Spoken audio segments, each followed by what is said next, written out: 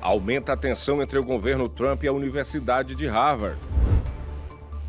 Na Flórida, universidades fazem acordo com o ICE para treinamento. Clonagem de WhatsApp é o golpe mais aplicado no Brasil. E tem ainda as notícias internacionais. O Brasil News começa agora.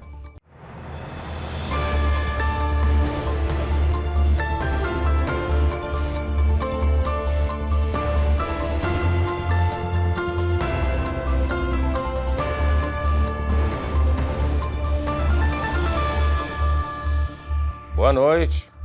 O presidente Donald Trump usou a rede social Truth nesta terça-feira para se pronunciar sobre a Universidade Harvard. Trump lembrou que a isenção fiscal está ligada totalmente com o interesse público. Em um trecho da postagem, ele escreveu, abre aspas, talvez Harvard devesse perder seu status de isenção fiscal e ser taxada como uma entidade política. Fecha aspas. Na segunda-feira, o governo Trump anunciou o congelamento de cerca de 2 bilhões de dólares em financiamento federal para a instituição. Horas antes, a Harvard havia rejeitado várias demandas do governo. O presidente de Harvard, Alan Garber, tem resistido às políticas de Trump. De acordo com a Reuters, para aliviar uma possível crise de financiamento, a Universidade Harvard tem trabalhado para conseguir um empréstimo de Wall Street no valor de 750 milhões de dólares. Nas últimas semanas, pelo menos 600 estudantes internacionais em mais de 90 faculdades e universidades do país tiveram os vistos revogados. Entre os dias 25 de março e 10 de abril, o governo Trump revogou os vistos de categoria F1 de 18 estudantes da Florida International University, a FIU. Dentre os afetados, 11 ainda estavam matriculados e 7 haviam se formado recentemente no treinamento prático opcional, o OPT, um período em que os alunos com status F1 são autorizados pelo governo a receber treinamento prático para complementar o campo de estudo. Os motivos específicos para os cancelamentos não foram divulgados. A decisão do cancelamento dos vistos de estudantes surge depois de um novo acordo entre a Polícia Universitária e o Departamento de Imigração e Alfândega, o ICE. A parceria na Flórida permite que os oficiais sejam treinados para aplicar as leis de imigração dentro do campus. Em instituições como a Universidade do Sul da Flórida, a Universidade da Flórida Central e a Florida International University são as primeiras a assinarem o acordo. Segundo o Departamento de Segurança Interna, em toda a Flórida, 200 agências de aplicação da lei estadual, municipal e local firmaram a parceria com o ICE. Outras 40 têm acordos pendentes. E o procurador-geral da Flórida, James Youth Meyer, enviou uma carta ao prefeito de Orlando, Buddy Dyer, na segunda-feira, com uma ameaça de uma possível remoção do cargo. O motivo seria declarações de Dyer durante uma reunião do conselho na semana passada. O prefeito teria dito que os oficiais do Departamento de Polícia de Orlando, abre aspas, não seriam proativos, fecha aspas, na aplicação da lei de imigração. O prefeito disse ainda que as pessoas não são questionadas sobre o status legal e que, em vez disso, elas devem aderir ao Trust Act, o que nada mais é do que a lei da confiança. Isso foi adotado em Orlando em 2018, pois havia preocupação dos moradores não denunciarem os crimes por medo de deportação. Segundo o procurador, essa lei é inválida desde 2019, quando o governador proibiu políticas de cidade santuário na Flórida. Youth Meyer, por sua vez, sugeriu que Dyer pode sofrer sérias consequências, como até uma possível remoção do cargo. E uma funcionária de uma rede de fast food em Palm Coast foi presa por usar o cartão de crédito de um cliente para fazer uma transação não autorizada. Tianiqua Richberg, de 48 anos, teria usado o cartão enquanto trabalhava em um drive-thru. Segundo a polícia, no dia 20 de março, depois de passar a compra da cliente, a mulher teria passado mais de $300 para um telefone celular. De acordo com o rastreamento feito pela investigação, a suspeita teria transferido dinheiro para um detento em um presídio estadual. Ela foi presa na quinta-feira, mas pagou uma fiança de $7.500 e foi liberada. E a Guarda Costeira dos Estados Unidos suspendeu a busca por 5 pessoas que estavam desaparecidas depois que o barco em que elas estavam naufragou. Depois de uma busca que durou 7 horas em uma área de 3.200 quilômetros quadrados, a Guarda Costeira dos Estados Unidos suspendeu na segunda-feira a procura por 5 pessoas que ainda estavam desaparecidas. Elas estavam em um barco que naufragou na sexta-feira a cerca de 46 quilômetros de Port St. Lucie. 4 pessoas chegaram a ser resgatadas com ferimentos. Segundo a Guarda Costeira, o barco teria virado durante uma suposta ação de contrabando fracassada. A seguir, clonagem de WhatsApp é o golpe mais aplicado no Brasil. E tem ainda as notícias internacionais. Até já!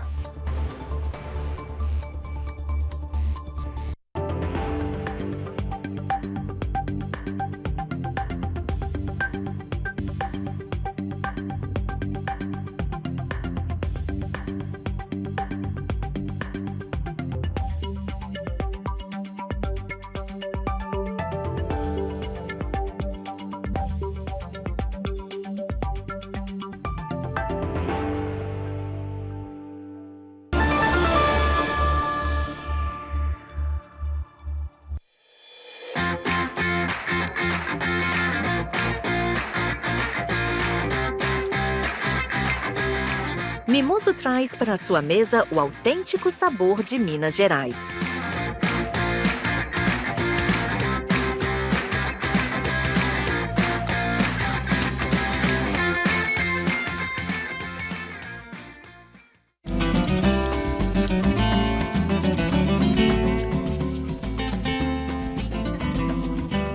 Transforme seu churrasco em uma experiência inesquecível com o mineiro.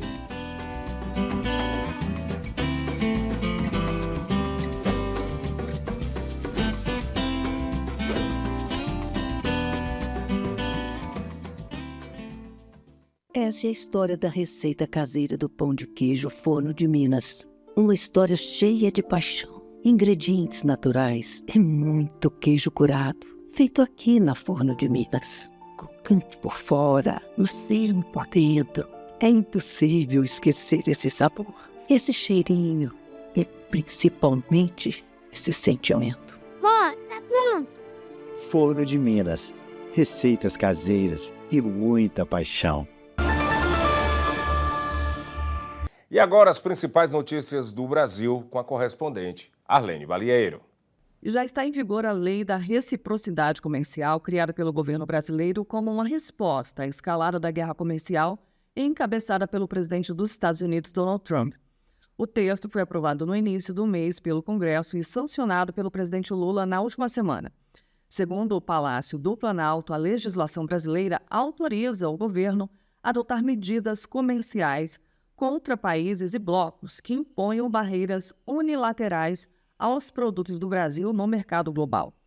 No caso do tarifaço, o Brasil foi taxado em 10% sobre todos os produtos exportados para o mercado norte-americano, exceto sobre o aço e o alumínio, cuja sobretaxa foi de 25%, o que afetou de forma significativa o mercado brasileiro.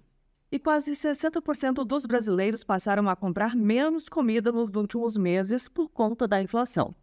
Os dados são de uma pesquisa do Instituto Datafolha, divulgada no domingo. 8 em cada 10 pessoas não tiveram outra escolha para fugir dos preços altos.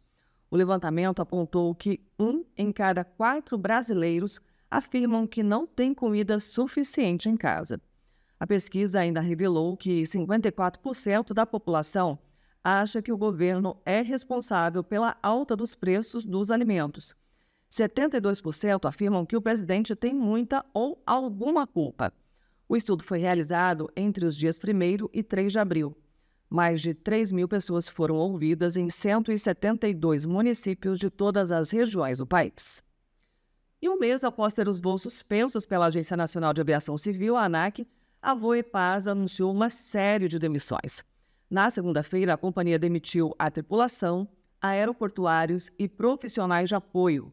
O anúncio dos desligamentos foi feito por meio de uma nota oficial que não esclareceu a quantidade de pessoas demitidas. O texto diz que os cortes na companhia aérea se devem à decisão da ANAC de suspender as operações da empresa. A suspensão foi determinada no dia 11 de março por falta de segurança. A Voepaz só pode voltar a operar depois da comprovação de, abre aspas, correção de não conformidades relacionadas aos sistemas de gestão da empresa previstos no regulamento, fecha aspas. Em agosto do ano passado, um acidente com uma aeronave da Voepaz tirou a vida de 62 pessoas. E a Federação Brasileira de Bancos, a FEBRABAN, listou os 10 golpes mais aplicados contra clientes em 2024. Durante todo o ano, mais de 500 milhão de reclamações foram contabilizadas. A clonagem do WhatsApp, as falsas vendas e a falsa central de banco foram os golpes mais aplicados, seguidos pela pescaria digital, falso investimento, troca de cartão, falso boleto, devolução de empréstimo, mão fantasma e falso motoboy. Para evitar cair nestas armadilhas, a FEBRABAN orienta habilitar no aplicativo do WhatsApp, por exemplo, a verificação em 2 etapas. Ficar atento a links de promoções falsas com preços muito abaixo do mercado, além de ligações que solicitam dados pessoais, senhas ou atualizações de sistema. Em caso de suspeita, comunique o banco por meio dos canais oficiais. E o Rio de Janeiro tem chamado a atenção devido à quantidade de bebês abandonados encontrados nos últimos dias. Confira. E o crime de abandono de incapaz ganhou repercussão no Rio de Janeiro. 3 bebês foram encontrados em menos de 30 dias. No último fim de semana, uma recém-nascida foi encontrada por uma mulher dentro de uma caixa de papelão. Ela chamou a polícia. A bebê está internada em um hospital em Duque de Caxias. No dia 1º de abril, outro bebê também recém-nascido foi encontrado por garis da Companhia de Limpeza Urbana da cidade.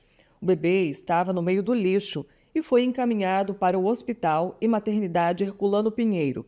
Segundo a Secretaria Municipal de Saúde, a criança passa bem. No dia anterior, outro bebê recém-nascido foi encontrada por uma mulher. Desta vez, a criança estava dentro de uma sacola plástica. O fato aconteceu na Baixada Fluminense.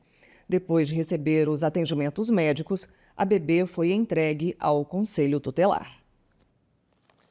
E uma elefante africana que... Ai, não é isso não, né? Ok. Veja agora a cotação do dólar frente ao real.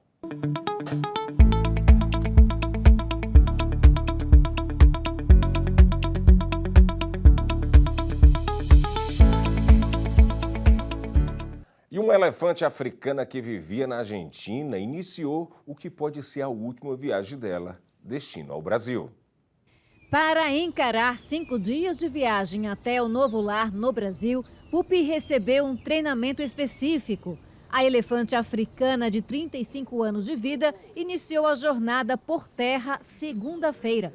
O destino dela é um local de mais de 1.000 hectares que abriga elefantes no Mato Grosso do Sul. The way the crate is designed, they actually don't need to be chained in the crate because the design allows more security without the chains. But in this case, to stop the negative reaction, we're working on getting her comfortable with a chaining position to stop the impulse reaction. African elephants are really reactionary. Everything's like immediate and then they think. And so when she sees the gate closing, she responds to it. And we want to do is try to hold her in place so she doesn't have that immediate response and allows her to think a little bit more. A jornada é de quase 3.000 quilômetros de Buenos Aires até um santuário no norte do Brasil. It's an unimaginable change that is to come. What Pupi's going to experience when she arrives at the sanctuary is transformational. It is every elephant from every zoo, from every eco park, from every circus, African, Asian, male, female. When they experience that life of sanctuary, everything is different. E esta edição do Brasil News termina aqui, mas você pode rever todas as notícias no nosso canal no YouTube. Boa noite.